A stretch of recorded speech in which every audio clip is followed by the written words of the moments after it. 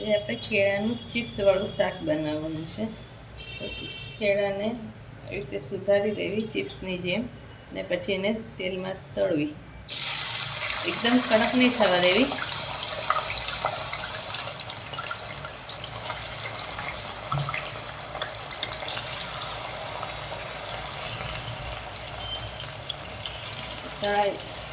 જરાક વાર તળવા દેવી. પછી આવી રીતે આમ ચડી ગઈ હોય આમ કડક નહીં કરવાની, ચડી જાય એવી રીતે તળવી. એવી રીતે બધી 6 કેળાની ચિપ્સ બનાવી છે તે તળો.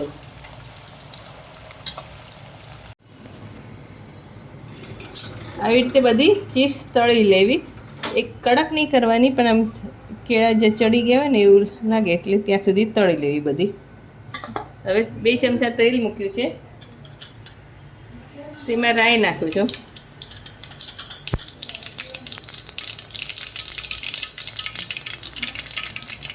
બે સૂકા મરચાં નાખું. અડદની દાળ નાખું.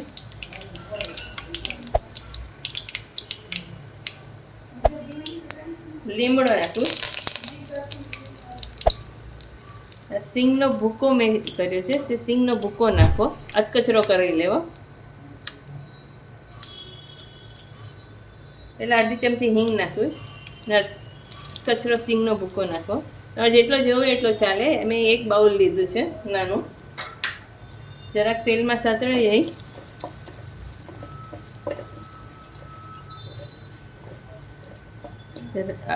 રાઈ અડદની દાળ ફૂટી જાય, અડદની દાળ લાલ થઈ જાય પછી સિંગનો ભૂકો નાખવી.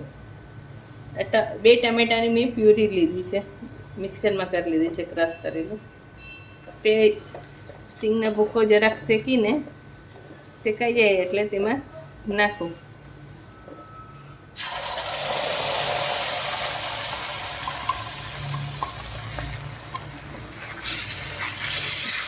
ત્રણ ટમેટાની પ્યુરી કરી છે મેં.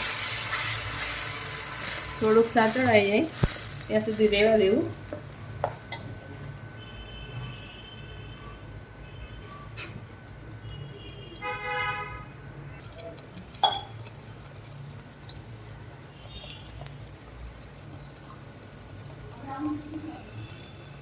એક કપ જેટલું પાણી લીધું છે તે મેં નાખું છું.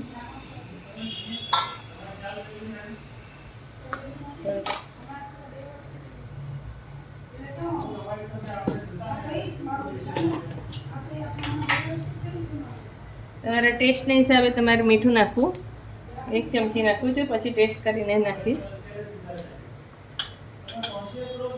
2 ચમચી લાલ મરચું,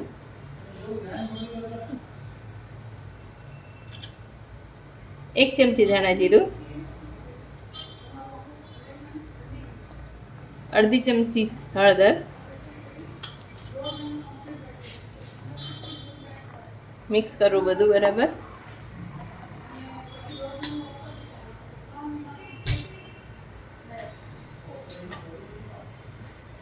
ટેસ્ટના હિસાબે તમારે મીઠું નાખવું. 1 ચમચી નાખવું છું, પછી ટેસ્ટ કરીને નાખીશ. 2 ચમચી લાલ મરચું,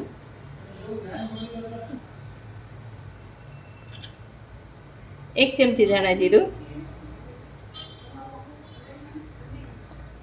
અડધી ચમચી હળદર, મિક્સ કરવું બધું બરાબર.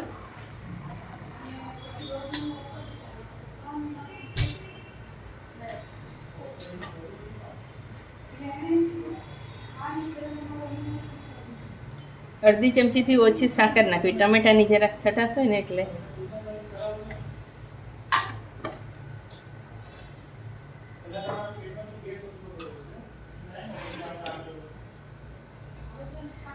એક ચમચી સંભાર મસાલો લઉં છું.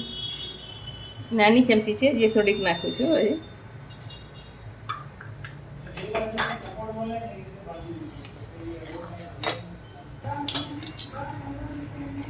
બધું મસાલો નાખી થોડીક વાર ઉકળવા દેવું. દહીં છે એ 2-3 ચમચી નાખું છું.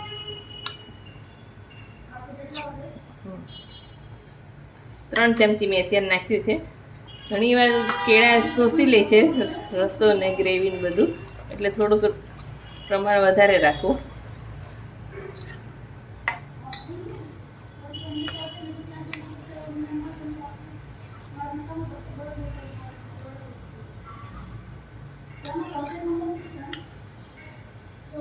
તો થોડીક વાર ઉકાળવા દેવું છે.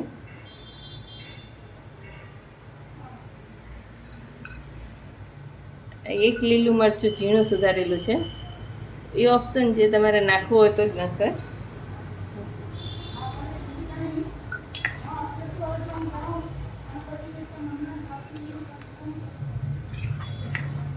તરત જ બેસવાના હોય તો તરત જ આ કેળાની ચિપ્સ નાખવી, નહીં તો થોડોક રસો રહેવા દેવો તો કેળા શોષી લેશે. આ કેળાની ચિપ્સ બનાવી છે તે આમાં નાખવી. હવે ઉકળવા માંડ્યું છે, તેમાં નાખું છું કેળાની ચિપ્સ.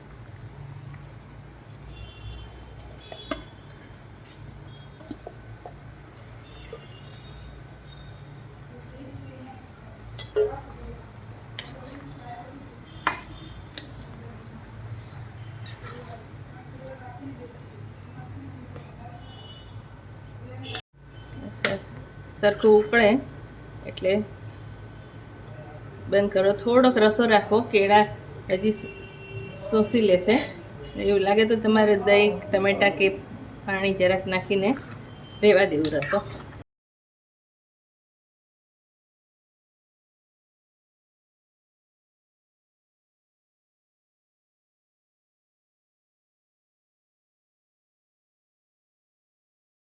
થઈ ગયું છે શાક.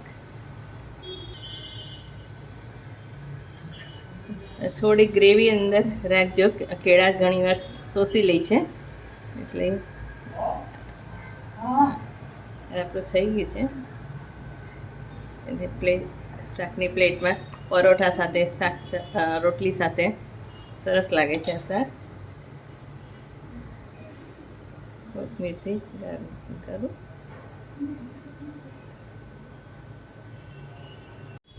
રોટલી સાથે શાક બહુ સરસ લાગે છે.